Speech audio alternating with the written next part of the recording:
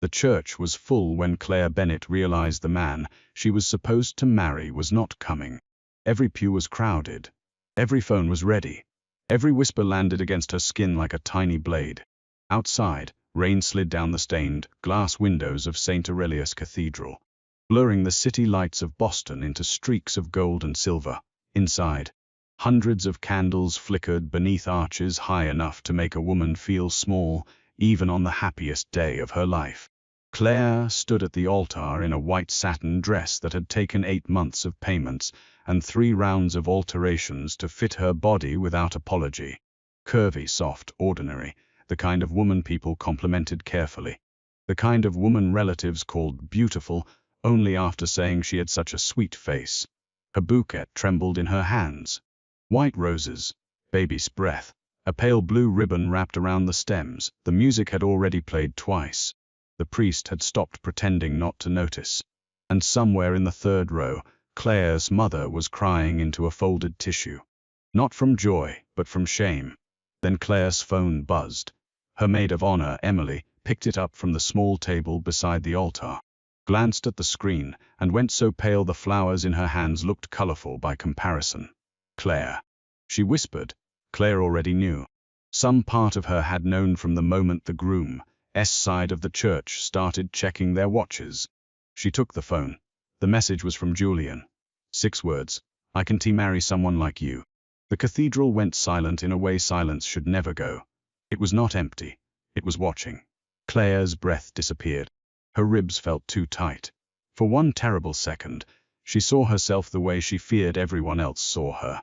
Too much, not enough, foolish for believing a man like Julian Cross had ever truly chosen her. Someone gasped. Someone whispered, "Oh my God." Then the first phone lifted. A guest in the middle rows was filming. Another followed. Claire stood there in her perfect white dress while the worst moment of her life became content for strangers. Her eyes burned, her throat closed. She wanted to collapse, to scream, to rip the veil from her hair and run into the rain until the city swallowed her whole. Instead, she laughed. It came out broken, soft at first, then sharper. Not because anything was funny, because if she started crying in front of these people, she was afraid she would never stop. The laugh echoed through the cathedral like cracked glass. In the back row, where shadows gathered beneath the choir balcony, Adrian Valenti looked up. He had not come for the wedding. He had come because the man sitting 2 seats away from him owed him $6 million, and had chosen a crowded church to whisper a desperate offer under the cover of organ music. Adrian wore a black suit without a tie, his expression calm enough to terrify men who knew better than to mistake stillness for mercy. He was 38, powerful, and feared in every private room from Boston Harbor to New York's black marble clubs. People called him the Saint of Ashes because the enemies who betrayed him often lost everything before they lost their lives. He had no interest in strangers' weddings, no interest in romance, no interest in women who cried at altars. But when Claire Bennett laughed through her own public destruction, Adrian forgot the man beside him. He forgot the debt. He forgot the rain, the cathedral, the armed driver waiting outside. He watched her, not because she was perfect, because she refused to break where everyone could enjoy it. Claire lowered the phone. Her face had gone still, but her eyes were wet. She looked out at the crowd, at the pity, at the judgment, at the people recording her humiliation as if it belonged to them. Then she lifted her chin. "Thank you all for coming," she said, her voice shaking just enough to hurt. Apparently, the groom had other plans. A few people looked away. Most did not. Claire walked down the aisle alone, not slowly, not dramatically, just with the careful dignity of someone holding herself together with both hands. As she passed the last pew, Adrian saw her fingers tighten around the bouquet until one rose snapped. For one brief moment, she looked toward the back row. Their eyes met. Claire saw a man in black, handsome in a cold and dangerous way, sitting where no family member should have been.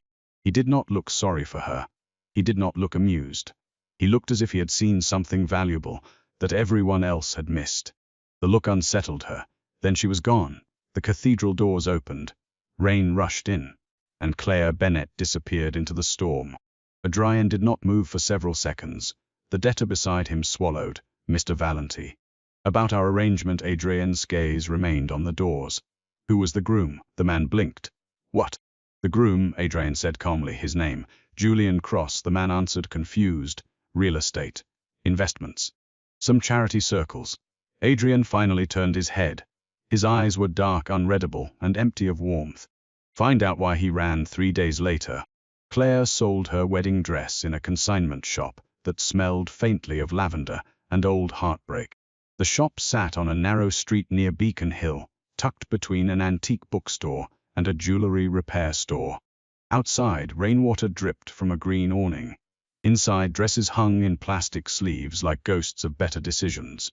Claire stood behind a velvet curtain while the owner examined the gown. There are some small tears near the hem. The woman said gently. Claire looked down. She did not remember tearing it. Maybe it happened when she climbed into the cab alone. Maybe when she dragged it up the stairs to her apartment. Maybe when she sat on the bathroom floor, still wearing it until dawn. That's fine, Claire said. Just give me whatever you can. The woman hesitated.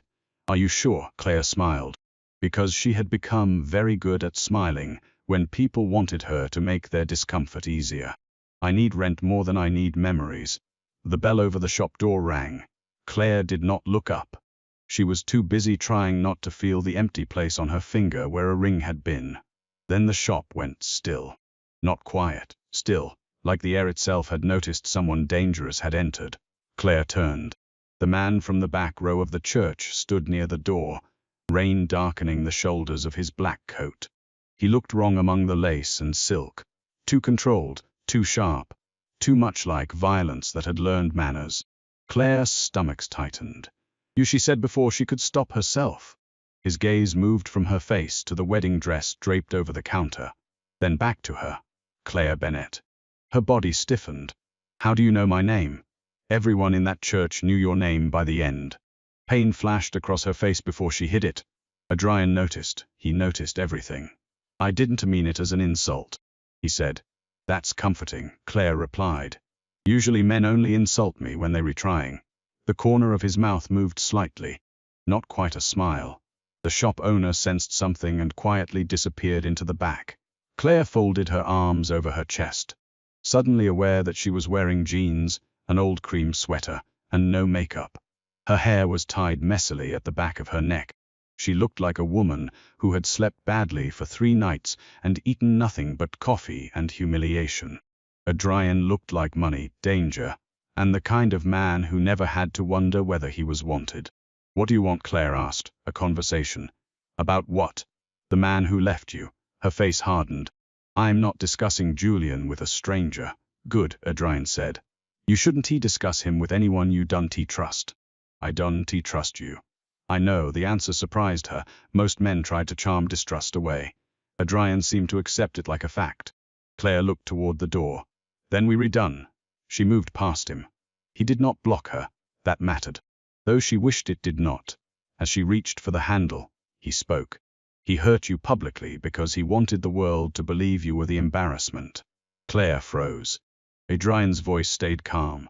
But men like Julian Cross don't run from women like you because they're ashamed of you. They run because they are afraid of what you'll discover. Claire turned slowly. What do you know? Not enough yet. Yet. Adrian took a card from inside his coat and placed it on the counter between them. No company name. No title.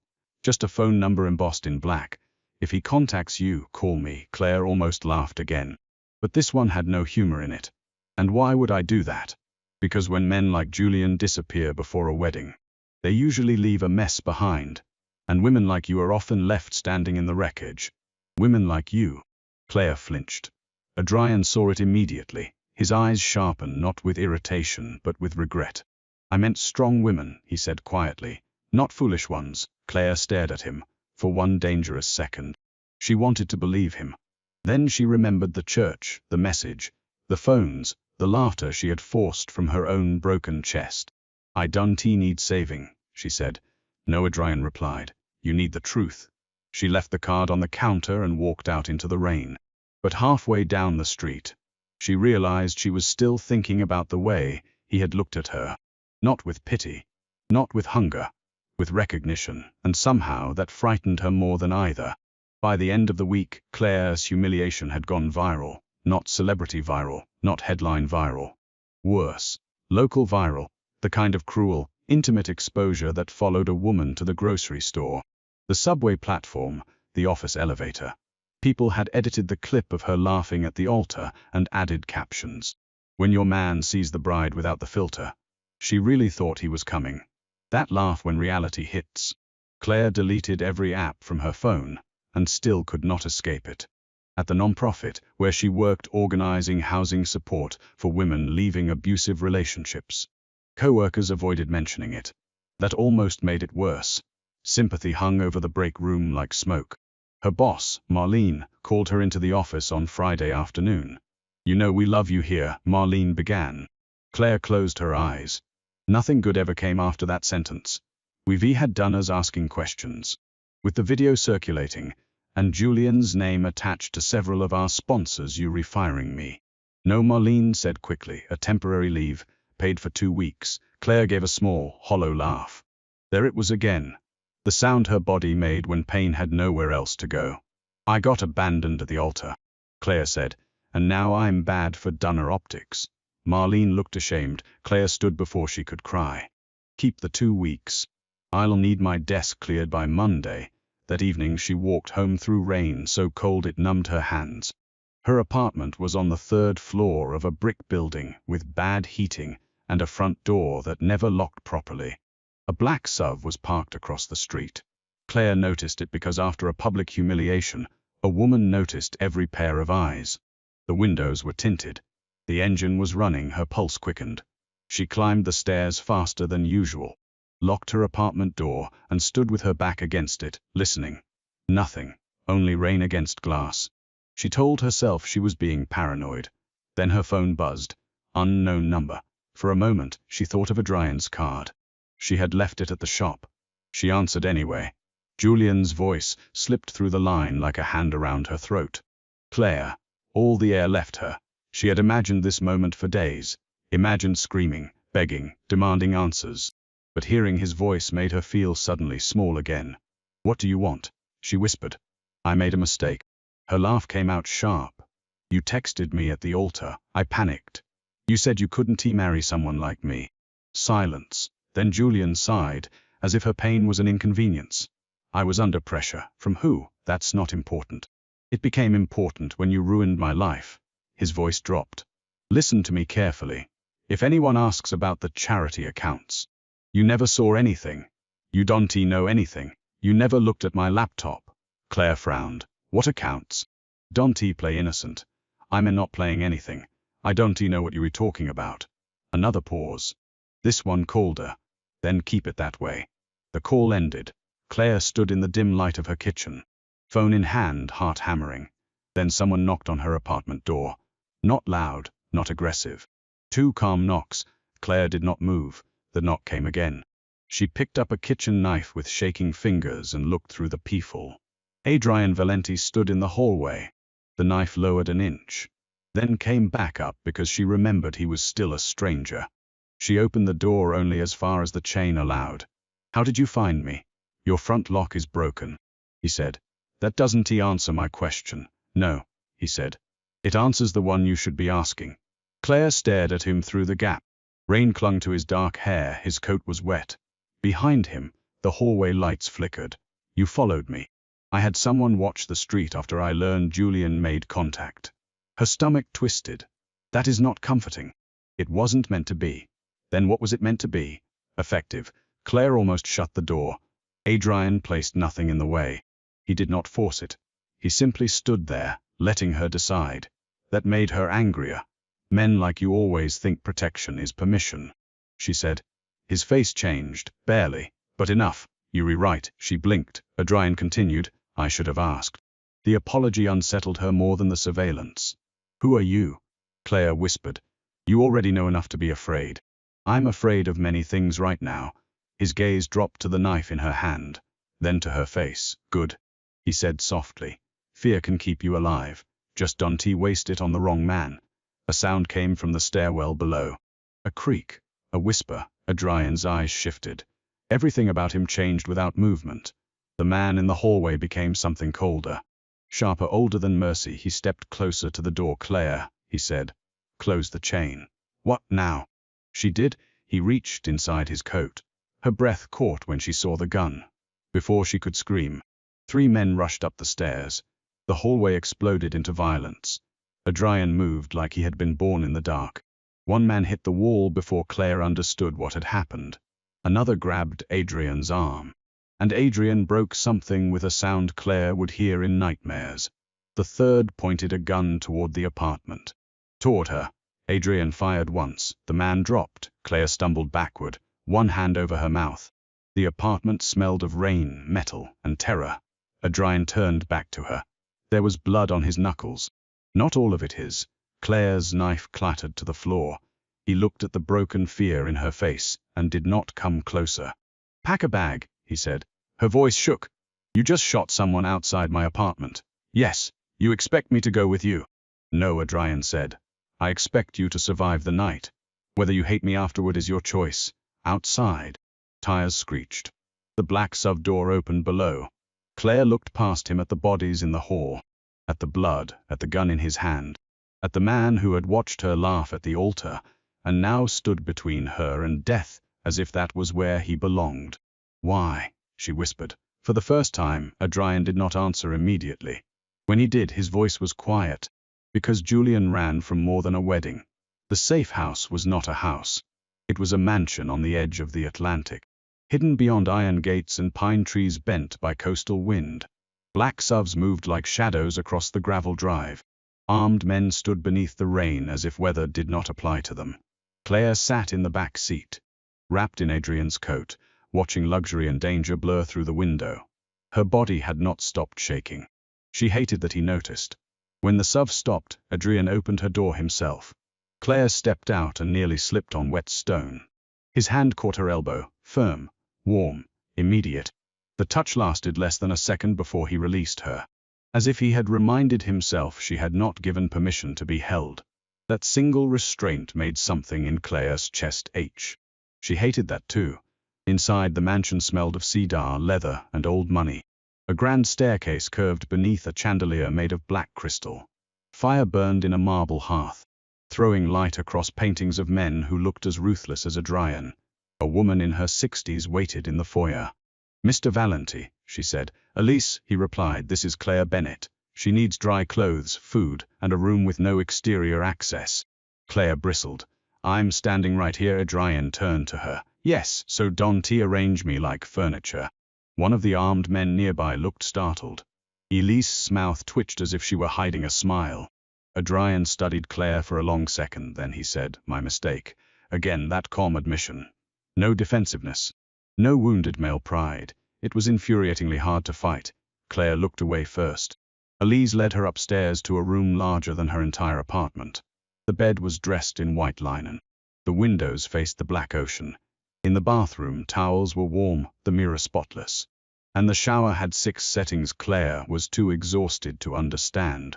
When she came back out wearing a soft gray sweater and black lounge pants, Adrian was standing by the fireplace. He had removed his coat. Blood darkened the cuff of his white shirt. Claire stopped. "You re-hurt?" "It's nothing. That's what men say right before infection." His eyes lifted. For 1 second. The violence between them softened into something almost ordinary. "There's a first aid kit in the cabinet," he said.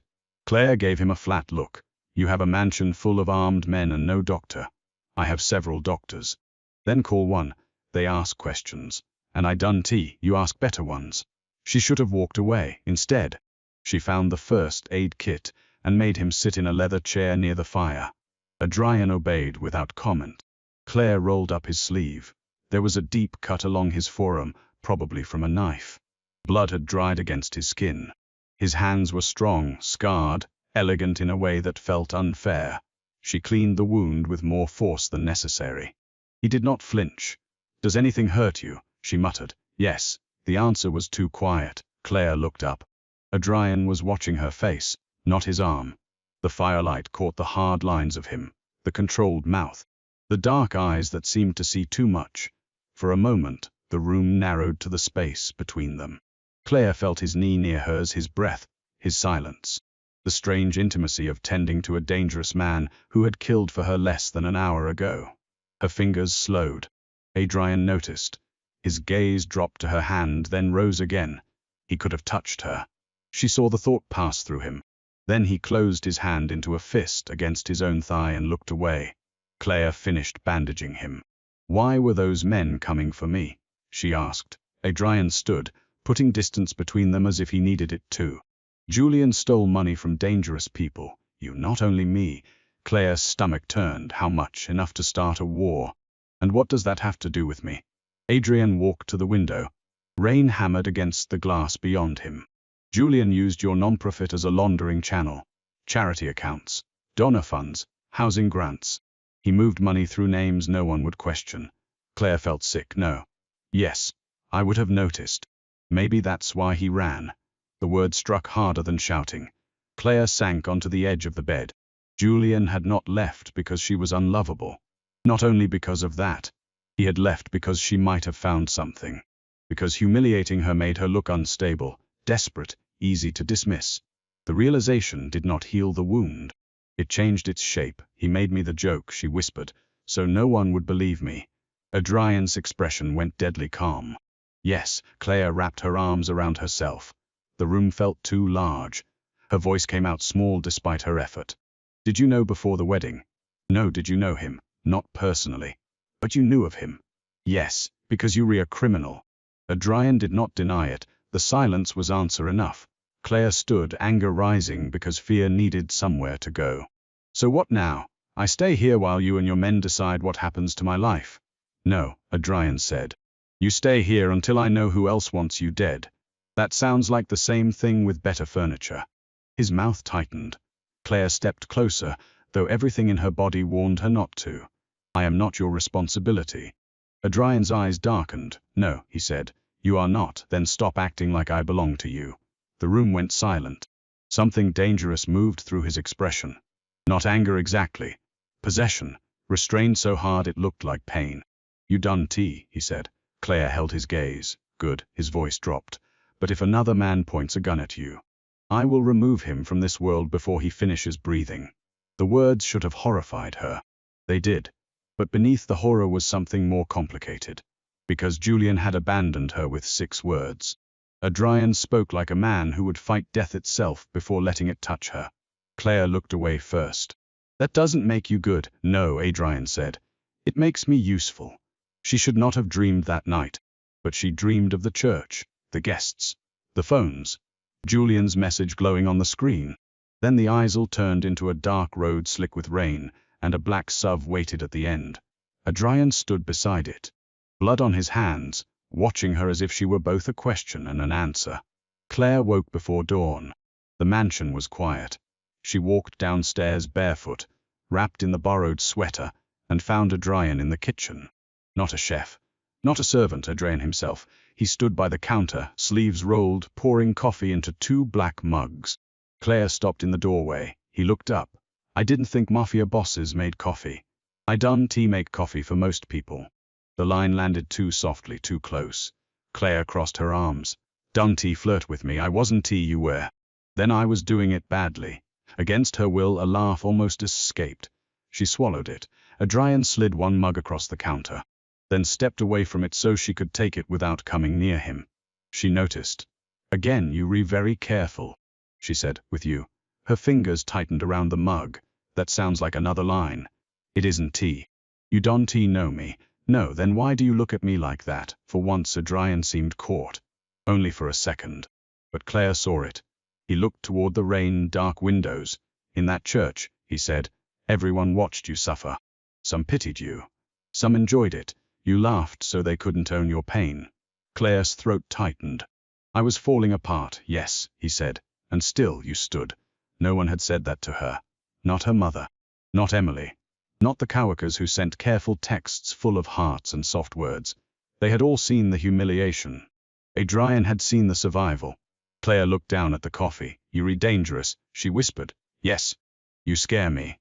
"I know, and I don't understand why that's not enough to make me want you gone." Adrian said nothing. That silence was more intimate than any answer. Then Elise entered the kitchen with a tablet and a grave expression. She said, "The video has changed." Adrien took the tablet. Claire watched his face close. "What video?" Elise hesitated. Adrien turned the screen toward Claire. It was the wedding clip. Her wedding clip. But edited. Now it looked as if Claire had slapped Julien before the ceremony. As if security had escorted him away. As if she had screamed and threatened him. Claire stared. "That never happened." "No," Adrien said. The caption beneath the video read, "Abandoned bride accused of violent breakdown before groom disappeared." Claire felt the room tilt. "They remaking me look crazy." Adrien's voice was ice. "They remaking you look dangerous enough to discredit." "Why?" "Because Julien is missing." Claire looked at him. "What do you mean missing?" Adrien did not blink. "I mean no one has seen him since he called you." Fear crawled up her spine. "You think they'll blame me?" "I think that was always the plan." By noon, Claire Bennett was a suspect in a disappearance she did not cause. By evening, her face was on local news. By midnight, Adrien Valenti had moved her from the mansion to a safe house beneath an old hotel he owned near Boston Harbor. The room had no windows. The walls were concrete behind silk wallpaper. The door locked from the inside. But 3 men guarded the hall. Claire hated it. She hated the fear, the confinement, the way Adrien's world wrapped around her like a velvet cage. Most of all, she hated that part of her felt safer in the cage than she had felt free. Adrien visited once that night. Only once. He brought her phone, wiped clean of tracking software. "Your mother called 17 times, he said. Claire took it. "She cares more when people are watching." Adrien's gaze softened in a way so slight most people would have missed it. Claire did not.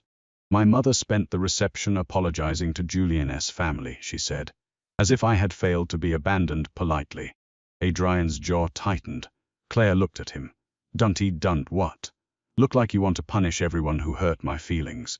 "I don't want to punish everyone." She gave him a skeptical look. His eyes held hers. "Only the ones who enjoyed it." The air changed. Claire's heart beat harder.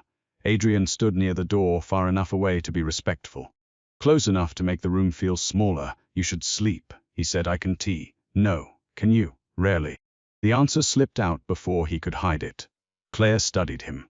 For the first time, she wondered what kind of life shaped a man into someone who expected betrayal more naturally than kindness. "Why were you really at the church?" she asked. "A negotiation." "With who?" "A man who thought God would make him safer." "Did it?" "No." Claire looked down. "Did you hurt him?" "Not in the church." The honesty should have repelled her.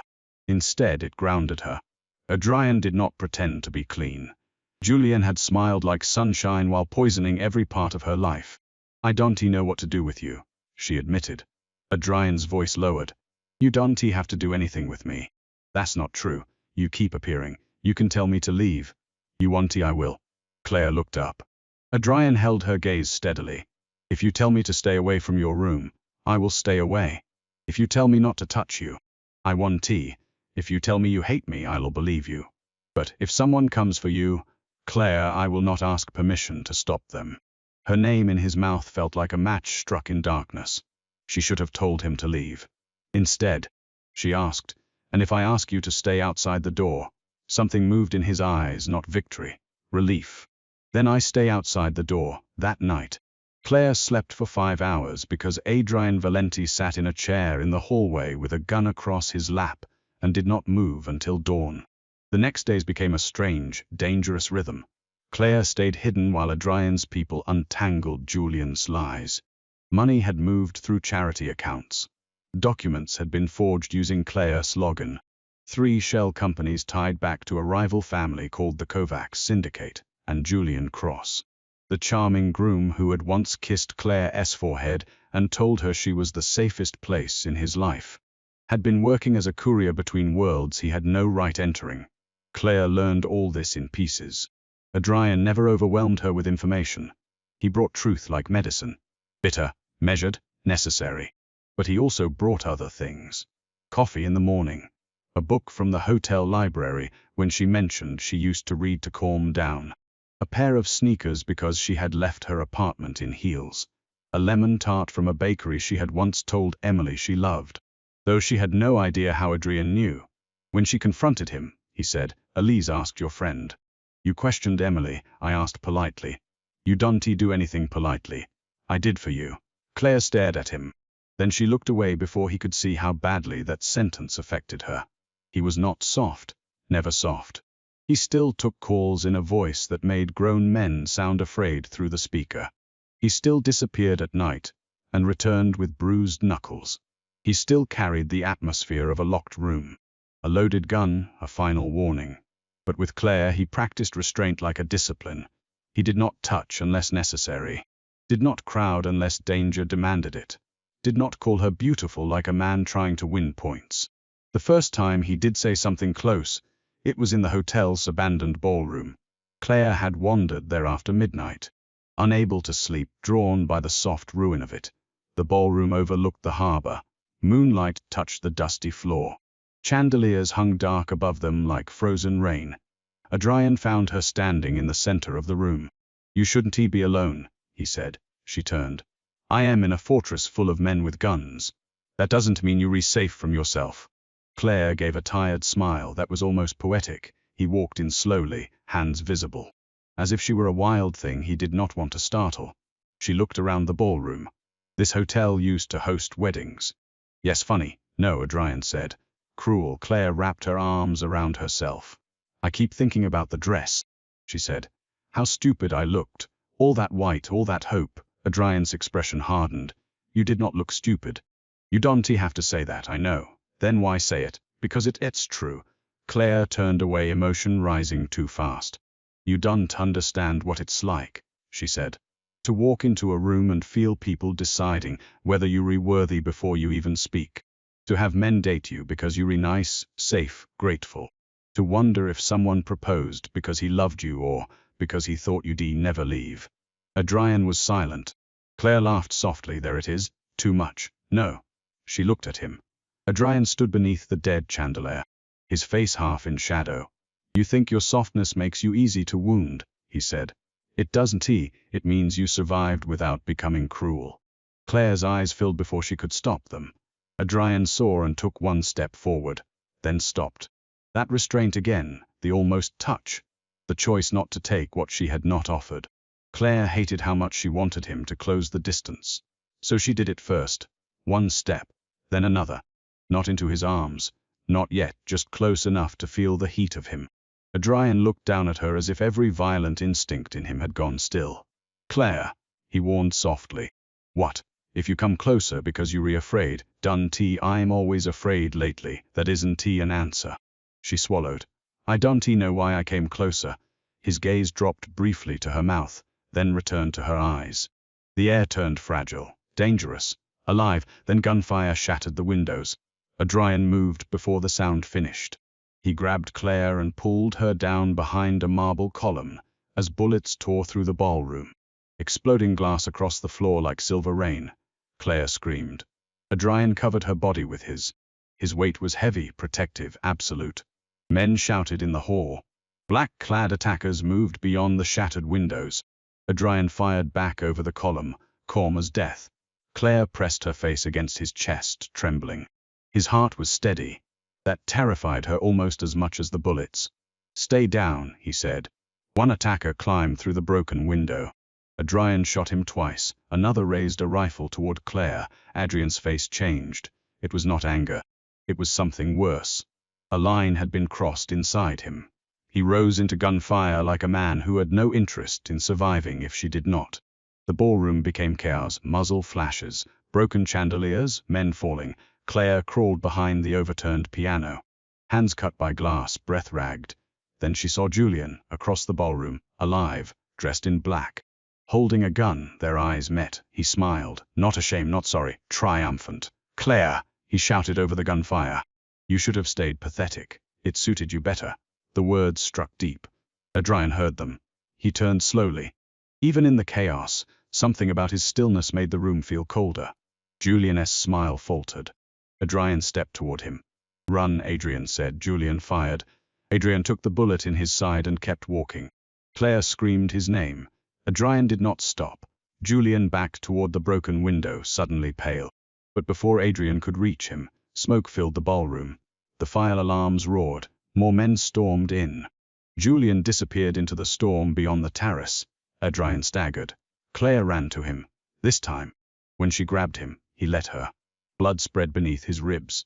"Why didn't you move?" she cried. His hand covered hers against the wound. His voice was rough. "He was aiming behind me." Claire looked back. Behind where Adrian had stood was the piano. Where she had been hiding, the world narrowed. "You took it for me." Adrian's eyes locked on hers. "Yes." Something inside Claire broke open. Not love, not yet. Something more frightening, trust. Adrian collapsed before she could say his name again. The hospital Adrian owned was hidden inside a private surgical center outside the city. The kind of place where politicians recovered from scandals and criminals recovered from bullets. Claire sat beside his bed for 16 hours. No one asked her to. Elise tried. Twice, Claire refused to leave. Adrian lay unconscious beneath white sheets, his face pale in the low blue light of the monitors. Without his coat, his gun, his violent stillness, he looked younger, not softer. Never that, but human, a man who could bleed, a man who could die. That knowledge made Claire furious. When he finally opened his eyes, she was standing at the window. "You re angry," he said, voice hoarse. Claire turned. Relief hit so hard she almost cried. Instead, she walked to the bed and slapped his arm. Not hard, but enough. Adrian blinked. Elise, standing near the door, wisely left. "You got shot," Claire said. "I noticed. You walked toward him while bleeding. He insulted you." Claire stared at him. "You got shot because Julian hurt my feelings. He aimed at you first. And you decided dying was the best solution. I didn't. He die. That is not an argument." For the first time, Adrian almost smiled. Claire pointed at him. "Don't you dare look amused." "I wouldn't he dare. You are impossible. Yes, you are violent. Yes, you are arrogant. Often you are." Her voice cracked. Adrian's expression changed immediately. Claire gripped the bed rail. "You scared me." The words hung between them. Adrian's hand moved slightly toward hers, then stopped. Claire saw it. This time, she placed her hand in his. His fingers closed around hers slowly, as if the permission cost him something, or saved him. "I don't know how to do this," Claire whispered. "Neither do I. You look like you know how to do everything."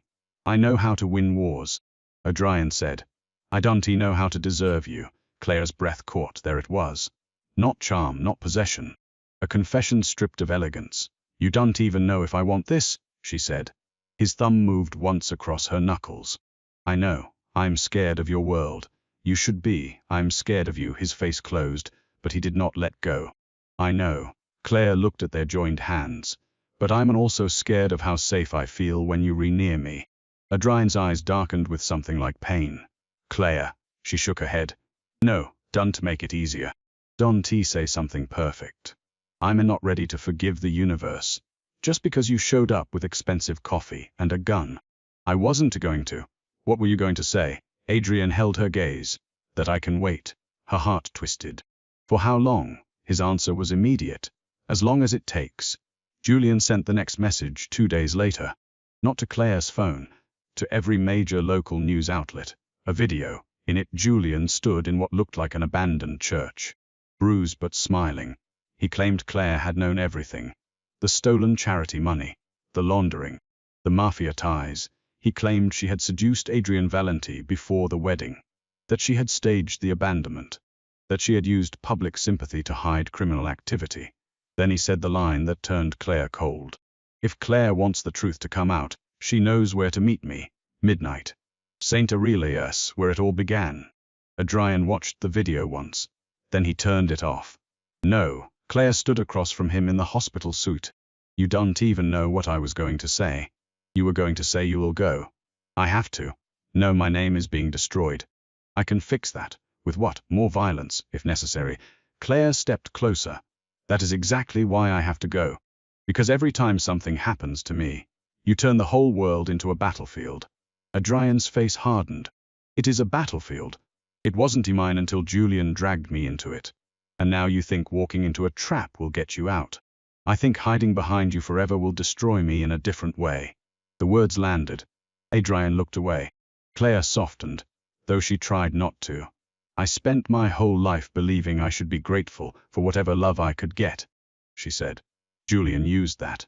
He picked me because he thought I'd be too insecure to question him, too desperate to leave, too embarrassed to fight back. Adrian's jaw flexed. Claire continued, if I let you fight every battle for me, then he still wins. I won't risk you. You don't own the risk. His eyes returned to hers. There it was again. That dark possessive thing he fought so hard to cage. No, he said quietly. I need to stand in that church and face him. Adrian's voice dropped. And if he touches you, Claire's pulse jumped. Then you can become terrifying. A pause, then Adrian said, I'm already terrifying. Despite everything, Claire almost smiled. Yes, she whispered. But you're relearning restraint. Adrian stared at her as if she had placed a hand directly on the most wounded part of him. At midnight, Claire walked back into St. Aurelius Cathedral. This time, she did not wear white. She wore a dark green dress Elise had found for her, simple and elegant, with long sleeves and a neckline that made Claire nervous until she saw herself in the mirror and realized she looked not small, not foolish, not abandoned. She looked like a woman returning to the scene of her humiliation with fire in her chest. Rain battered the stained glass. Candles burned along the aisle. The church was empty except for Julian standing at the altar, and Adrian in the shadows behind Claire. Not beside her, not leading her, behind her, where he could protect without taking her place. Julian smiled when he saw her. There she is, he said. The tragic bride. Claire stopped halfway down the aisle. No, she said. The witness, his smile faltered. Adrian remained still. Julian's gaze flicked to him. Valenti, still collecting broken things. Claire felt Adrian's rage like a change in air pressure. But he did not move. Claire lifted her chin. You used my login to move the money. Julian laughed. You can prove that. No, Claire said. But you just did. From the side chapel, Elise stepped out holding a phone. A live feed. Julian's expression changed. Claire's heart pounded. You always thought I was too stupid to notice, she said. Too grateful, too insecure, too easy to shame into silence. Julian's face twisted. You were easy. He snapped. Do you know how simple it was?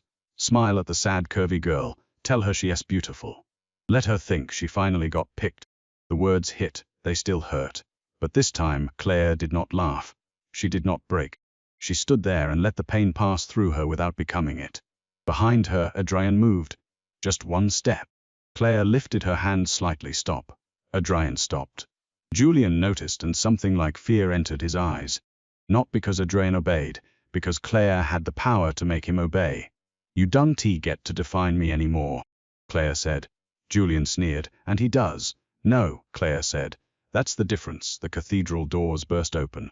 Armed men stormed in from both sides, Kovac soldiers. Julian had not come alone. Gunfire erupted. Adrian reached Claire before the first bullet struck the pew beside her. He pulled her behind the stone pulpit as the cathedral exploded into violence for the second time in her life. But this time Claire did not freeze. She grabbed the fallen phone Elise had dropped and crawled toward the confessional as bullets tore through candles and shattered saints made of glass. Adrian fought like a storm in a black suit, every movement controlled, every shot exact. But Claire saw what others did not. He kept looking for her. Every few seconds his eyes found her. Fear of losing her had become the one thing in the room more powerful than his rage.